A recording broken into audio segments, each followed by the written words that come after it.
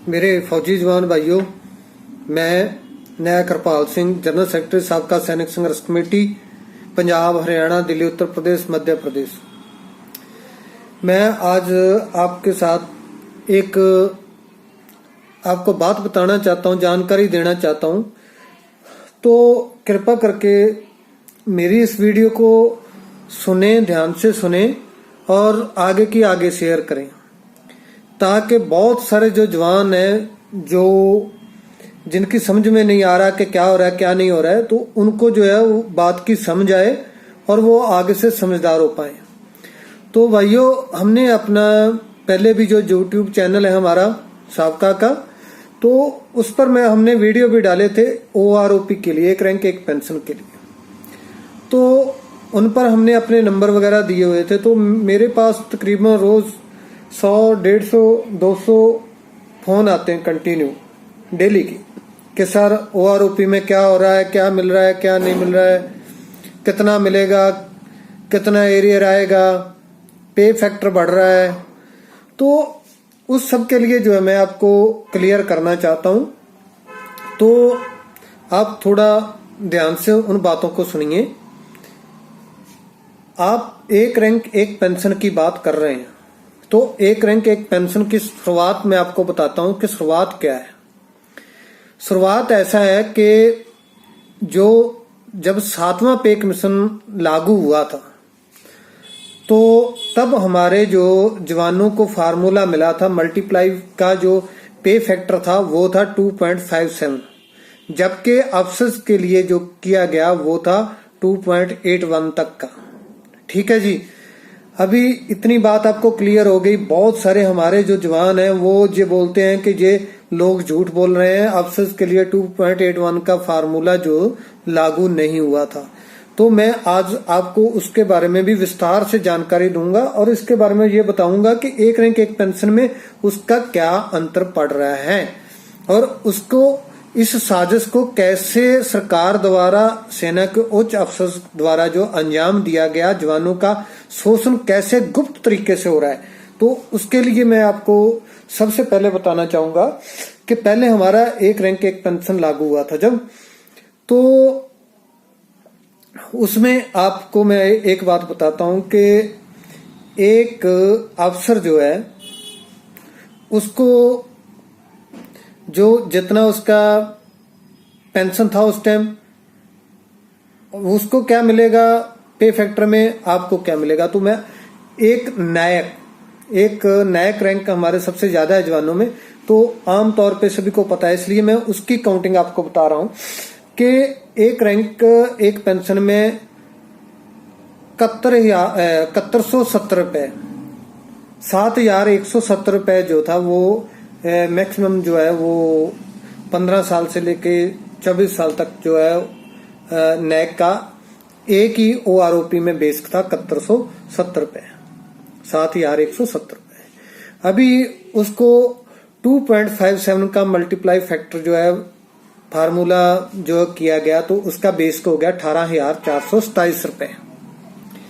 अभी मैं आपको ये समझाना चाहता हूं कि अगर हम 7,170 रुपए जो नैक की बेस थी उसको 2.81 के साथ फार्मूले के साथ मल्टीप्लाई करते हैं, तो उसमें कितना अंतर पड़ेगा, 1,721 रुपए। 1,721 रुपए आपके ज्यादा होते, यानी कि आपकी जो एक जो नैक है उसको 20,148 रुपए मिलते हैं। लेकिन जवान के लिए जो है वो पे फैक्टर था जो वो 2.57 था, इसलिए उनको मिला 18,427 रुपए।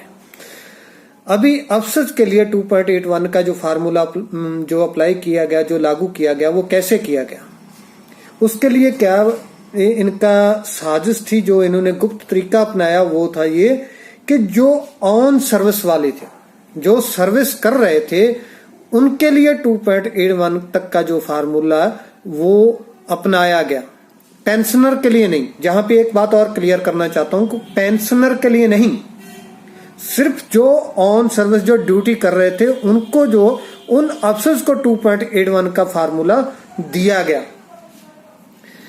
तो उसके पीछे साजिश क्या थी कि क्योंकि कोई भी आदमी है जो बोलेगा, जो जवान है जो वो बोलेगा तो वही जो पेंशन आ गया, जो सर्विस कर रहा है वो तो आपको पता है कि वहां पे अफसर का कितना दबाव होता है। अगर वो वहां पे कोई मुंह खोलेगा वो सर्विस कर ही नहीं सकता।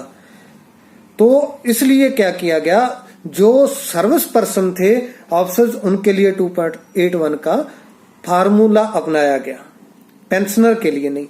और सबसे जहां पे एक बात और देखिए, जिस सांप से ज्यादा जहरीले और लोमड़ी से ज्यादा तेज होते हैं ये अफसर, इनका दिमाग देखिए। सभी को मालूम था कि ऑन सर्विस वालों को 2.81 का दिया गया है, अफसर जो पेंशनर है उनको 2.57 का ही दिया गया है। लेकिन किसी अफसर ने इसके लिए आवाज नहीं उठाई, किसी ने ये नहीं बोला कि हमें भी सर्विस पर्सन के बराबर जो है 2.81 का फार्मूला दिया जाए, क्योंकि अफसर्स को मालूम था, इनको सभी को एक मशवरा था, इनकी एक राय थी, पूरे इंडिया के अफसर्स ने जो है मीटिंग करके इनका फार्मूला था कि जवानों से इसको छुपा के लागू करवाया जाए, उनको पता नहीं चले, उनको पता था 1-1.5 साल के बाद जो है एक रैंक एक पेंशन लागू होगा, तब हमें, क्योंकि जो अफसर नया पेंशन आएगा उसी के बराबर हमें पेंशन मिलेगी, तो उनको 2.81 का फार्मूला होगा, तो हमें हमारे ऊपर भी 2.81 का फार्मूला लागू हो जाएगा। इसलिए इन्होंने उस टाइम पे किसी ने आवाज नहीं उठाई। आपको कहीं पे सुनने में नहीं मिला होगा कि किसी ने ये बोला हो कि हमारे ऊपर इतना फार्मूला लागू होना चाहिए था जो सर्विस पर्सन के लिए हुआ, नहीं हुआ। ये इसके लिए कोई अफसर नहीं बोला, इसलिए क्योंकि इनकी एक साजिश थी जवानों को गुमराह करना, जवानों का शोषण करना। उसके लिए इनकी एक साजिश थी कि भाई आपको 2.57 का मिला है तो हमें भी 2.57 का मिला है। हमने बहुत लोगों को बताते रहे, बहुत सारे जवानों को बताते रहे, लेकिन हमारे जवानों के आंखों पे पट्टी बंधी हुई है जो चमचागिरी की, जिनको अपने साहब के अलावा कुछ और दिखाई नहीं देता। उनके अपने, उनका हक, उनका जो उनके हक बनते हैं उनको अफसर छीन रहे हैं, लेकिन उन्होंने आंख पे पट्टी बांध के अंधभक्त बन गए अफसर्स के। वो ये बात को सुनना ही पसंद नहीं करते कि ये क्या है क्या नहीं है। हमने बताया, लेकिन लोगों के जो आम जवान थे उनकी समझ में नहीं आया, जो अंधभक्त थे। तो यहाँ पे मैं आपको बताया कि अगर एक नायक को 2.81 का फार्मूला मिलता तो तकरीबन 2000 उसकी बेसिक में अंतर पड़ता, उसको 2000 बेसिक ज्यादा पड़ती और उसके ऊपर डीए पड़ता। अभी मैं आपको एक कर्नल की पेंशन बताता हूं कि एक रैंक एक पेंशन में अभी जो नया लागू होगा उसमें कितना अंतर पड़ेगा। मैं एक रैंक एक पेंशन दूसरी की बात नहीं कर रहा हूं, अभी मैं सिर्फ फार्मूले के साथ ही कितना बढ़ जाएगा एक अफसर का, उसके बारे में आपको जानकारी दे रहा हूं, जो कि हमसे जो है गुप्त तरीके से जवानों को बेवकूफ बना करके सीधा सीधा सरकार दे रही है, उसके बारे में आपको बता रहा हूं। एक अफसर का था जो वो था OROP के समय 40,000 बेसिक था एक कर्नल का, उसको 2.57 के साथ उसकी पेंशन हो गई 1,02,800 रुपए, 1,02,800 रुपए जो उसका बेसिक हो गया। ठीक है जी। अभी उसके आगे क्या हुआ कि उनको 2.81 का फार्मूला दिया गया। तो अभी अगर हम उसी के हिसाब से जो है वो 40,000 को 2.81 के साथ मल्टीप्लाई करके देखें तो कितना होगा, उसको 1,12,400 रुपए उसका बेसिक बनेगा। उसका सिर्फ जो है एक रैंक एक पेंशन में सिर्फ पे फैक्टर जो 2.81 का फार्मूला था उसी के अंदर उसको 9,600 रुपए 9,600 रुपए उसका बेसिक में सिर्फ पे फैक्टर के साथ ही इतना अंतर पड़ जाएगा, जो हमें बेवकूफ बना करके उनको दे दिया गया। हमें 2.57 उसको 2.81, तो 9,600 रुपए वो दे दिया गया।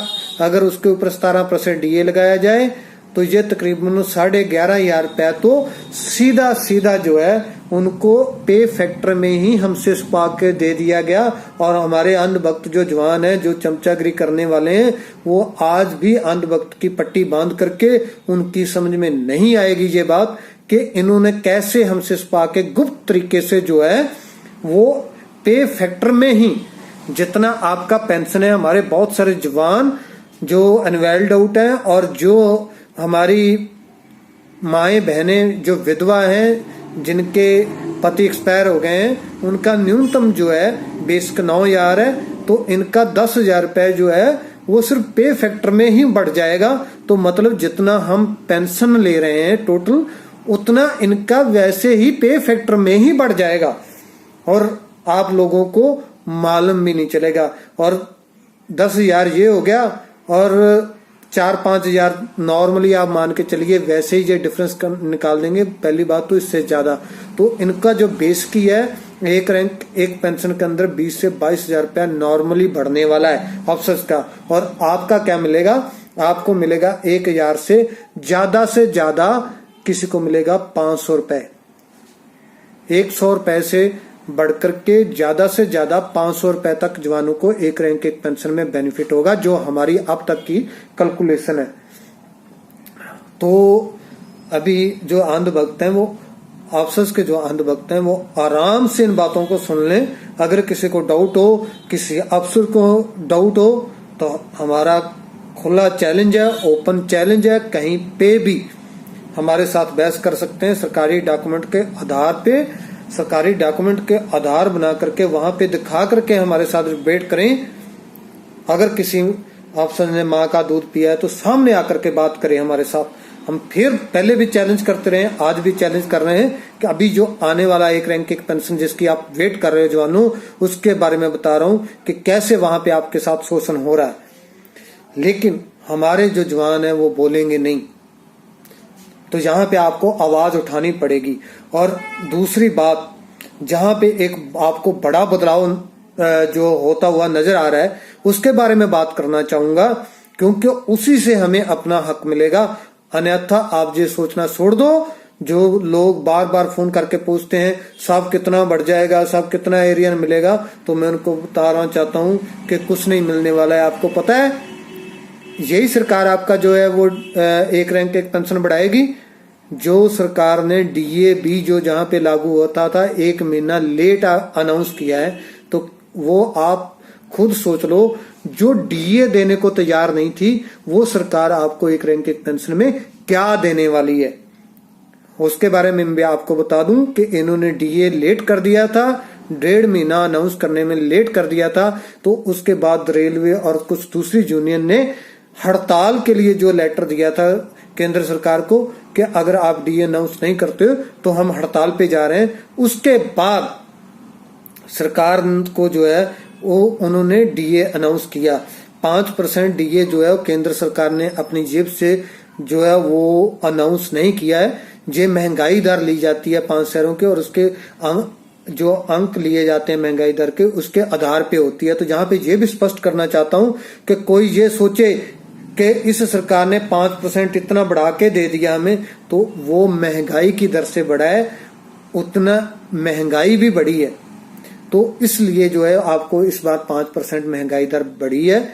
तो मैं जहां पे बात कर रहा था कि आपको जो है एक बड़ा बदलाव होता नजर आ रहा है जवान के पक्ष में, तो उसके लिए मैं सबसे पहले आपको जो है वो मेरे जो हरियाणा के हमारे जवान भाई हैं, बधाई के हकदार हैं। वहां के टोटल एक्स सर्विसमैन जवान जिन्होंने जो वहां पे हरियाणा एक्स सर्विसमैन लीग की इलेक्शन हुई थी, जो अफसर प्रधान यूनियन है, जो बहुत समय से जो है शोषण कर रही थी और हरियाणा के अंदर जवानों को ही जो है वो जवानों का शोषण करके ही करोड़ों रुपया खा चुके हैं। अभी वहां पे जो ठेका दिया गया था ये बिजली बोर्ड में, जवानों को बहुत कम दे करके उन्होंने उसमें से पैसा खाया, ये किया वो किया। तो जो सब कुछ था वो लीग के माध्यम से हो रहा था। और इस बार हमारे जवानों ने हिम्मत दिखाया वहां पे, और इस बार इलेक्शन लड़ा और हमारे जवान वहां पे जीते और अफसर पूरे हार गए। तो ये एक बड़े बदलाव की निशानी है और हमारे जवान जहाँ पे बधाई के हकदार हैं, जिन्होंने इसमें बहुत बड़ा रोल जो है वो अदा किया है, जिन्होंने एक बड़ा बदलाव लाने की कोशिश की है। तो मैं आपको सबसे पहले उसके लिए बधाई देता हूं। मेरे खास करके हरियाणा वाले भाइयों, आपको सल्यूट है मेरी तरफ से, जिन्होंने इतनी बड़ी हिम्मत दिखाई है, जिन्होंने जो है वो अपना पक्ष रखा है जवानों का कि भाई अगर हम नीचे बैठ करके, वहां पे स्टेज के नीचे बैठ करके हम धरना लगा सकते हैं, घर से बाहर निकल सकते हैं, तो हम स्टेज के ऊपर चढ़ के स्टेज के ऊपर हम बोल भी सकते हैं और अपना वहां पे नेतृत्व भी कर सकते हैं। हमें आपके कंधे की जरूरत नहीं है, हम खुद अपना पक्ष रख सकते हैं सरकार के पास। तो ये बहुत बड़ी चीज है। तो इसके लिए जो है वो हमारे वहां पे एक जवान है कपिल देव सलानी और एक कैप्टन साहब थे, मैं उनको दिल से जो सल्यूट करता हूं, उनकी सराहना करता हूं कि उन्होंने बहुत बढ़िया काम किया, इतना हौसला दिखाया। और वहां के जवानों ने जिन्होंने उनको जिताया, उनका और भी ज्यादा आभार व्यक्त करता हूं। भाई आपने जो है वो अपना हक लेने के लिए अपने फेवर में वोट किया है, अपना अभी उसमें बच गया है जो वो है वहां का जो है अभी अध्यक्ष नियुक्त करना, जो हरियाणा स्टेट का। तो भाइयों वहां पे भी आप लोग तगड़े होकर के सभी जो डेलीगेट्स हैं वो अपने किसी जवान को जो है वो नेतृत्व दो, और ताकि आपकी जो है वो मांगे आगे उठें, क्योंकि अफसर आपके हक में कभी नहीं बोलने वाला, सीधी सी बात है। और यहाँ पे मैं आपके साथ ही अपने पंजाब के जो हमारे लोग हैं, जो हमारे पंजाब के जवान हैं, उनको भी जहाँ पे निवेदन करना चाहूंगा, उनको बताना चाहूंगा, क्योंकि जो पंजाब के अंदर भी इंडियन एक्स सर्विसमैन लीग की जो बहुत पुरानी लीग है, ये क्योंकि अंग्रेजों के समय से चली आ रही है, अंग्रेजों के द्वारा बनाई गई थी, तो इसलिए इनका बहुत मजबूत नेटवर्क है। लेकिन जहां पे पंजाब के लिए, पंजाबियों के लिए बहुत शर्मनाक जो काम ये है कि हमने यहाँ पे, जब मैं पेंशन आया था तो हमने बात की थी कि हम जो है इसके प्रधानगी पद के लिए, डिस्ट्रिक्ट के लिए हम इलेक्शन लड़ना चाहते हैं। तो हमें जो है हमारे यहाँ के जो पहले वाइस प्रेसिडेंट वगैरह जो लीग के थे, जो जवान ही है तो जवान ही, ऑनररी कैप्टन वगैरह, लेकिन वो जवानों के विरोध में ही जाते हैं, उनके जितने भी कदम उठाते हैं वो जवानों के विरोध में ही होते हैं, क्योंकि उनके आंखों के ऊपर पट्टी बंधी हुई है वही अफसर की चमचागिरी की।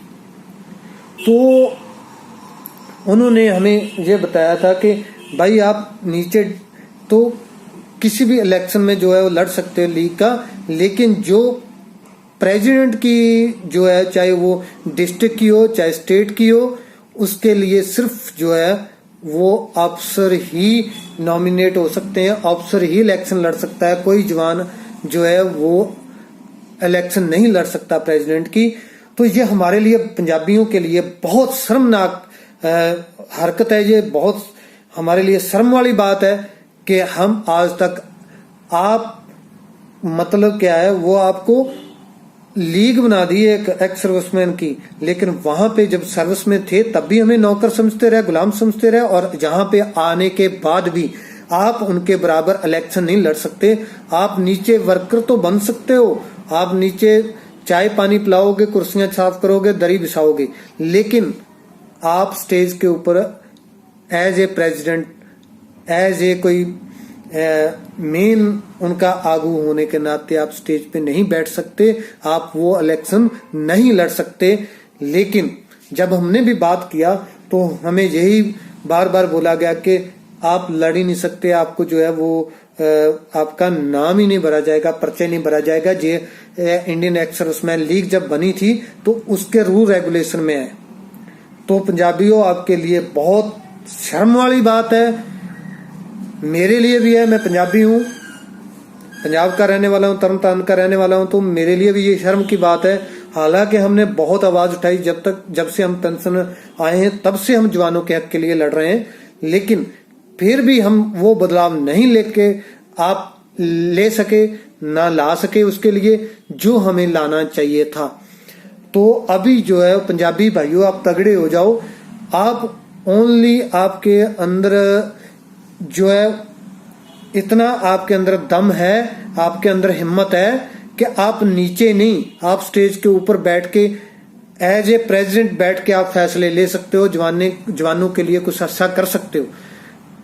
तो आगे जो इलेक्शन आएंगी अभी पंजाब में इंडियन एक्स सर्विसमैन लीग की, भाइयों अभी हर एक जगह से 2-2, 3-3 जवान जो है आपको एज ए प्रेसिडेंट इलेक्शन लड़नी है, डिस्ट्रिक्ट वाइज भी और नीचे भी ब्लॉक वाइज भी। आप सभी जो है कोई अफसर नहीं इलेक्शन में जीतना चाहिए, क्योंकि 98% 100 अगर 100 member Indian ex serviceman league का है तो उसमें 98 जवान मेंबर हैं और सिर्फ 2 अफसर हैं 100 के पीछे। तो अगर हम 98 हैं, 98 जवान हैं, तो 100 के पीछे 100 के पीछे हम 98 हैं, तो हम आराम से जो है इलेक्शन जीत सकते हैं सभी। और हम अपने जवानों के लिए जो है इंडियन एक्स सर्विसमैन लीग के ऊपर आप अध्यक्ष बन के, अहदेदार बन के हम उसको चला सकते हैं। और जहां जहां पे हमारे जवानों की प्रॉब्लम है हम उनको हल कर सकते हैं, क्योंकि हमारा नेतृत्व होगा, हमारे पास पावर होगी तो हम कुछ भी कर सकते हैं। ऐसा नहीं है कि ओनली अफसर ले गए और आपको ठेंगा दिखा दिया। तो मैं आपको यहाँ पे जो है थोड़ी कड़वी बात है, लेकिन आपको ये बताना चाहता हूँ कि आप जो पुराने जो अंधभक्त हैं, जिन्होंने पट्टी बांध रखी है, अफसर की चमचागिरी की, अफसर के अंधभक्त हैं, उनकी मत सुनिए। आप उनकी मत सुनिए। आप ये सोचिए कि आदमी तो आदमी होता है ना। तो आपने देखा होगा कि बहुत सारे आदमी जो आदमी होने के बावजूद गलत काम करते हैं, औरतों वाले काम करते हैं, न मर्दों वाले काम करते हैं। तो औरतों वाला काम को तो आप समझ ही गए क्या काम करते हैं वो। तो मतलब हर एक जगह पे सभी जो है अच्छे आदमी नहीं हो सकते और सभी गलत नहीं हो सकते। आप समझ लीजिए वो जो है वो उन मर्दों में से हैं जो औरतों वाले काम करते हैं, एक मर्द होकर के जो अफसर की चमचागिरी करते हैं, जो उनके अंधभक्ति करते हैं। तो उनको वो समझ करके, थर्ड जेंडर समझ करके उनसे किनारा कर लो और आप अपने दम पे जो है अपने जवानों को आगे लाओ। अपना हक लेने के लिए जो है वो तैयार रहिए। और अगर आप अध्यक्ष बन गए, आप इसमें कामयाब हो गए, तो मैं दावे के साथ कहता हूं आपको अपना हक लेने से दुनिया की कोई ताकत नहीं रोक सकती। अभी यहाँ पे मैं एक बात और भी बताना चाहता हूँ, अगर मैंने बहुत बार पहले भी बताया, अगर कहीं पे नहीं किसी को समझ में आया, जहाँ किसी ने नहीं उसके बारे में पहले सुना, जहाँ उसके बारे में सोचा, तो जहाँ पे एक बात और भी बताना चाहूंगा मैं आपको कि जो पे फैक्टर था 2.57